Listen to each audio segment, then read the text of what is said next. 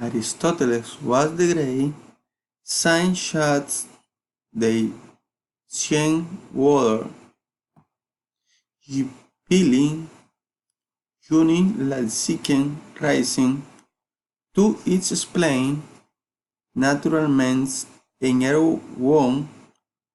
Most people believe storm and goods harvest was casting in forth the inward pleasure of the gods. Aristotle was born in Macedonia, a mountain chain north of the Green Peninsula. At that time, many Greeks viewed Macedonia as an old-fashioned land with no culture.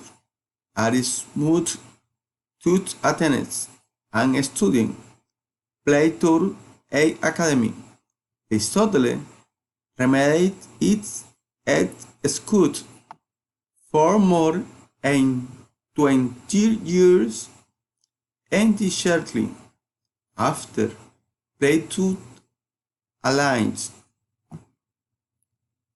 earned his title Eden writer to Macedonia when King Philip pirates in to prepare his 14-year-old son Alexander for his future role as a military leader.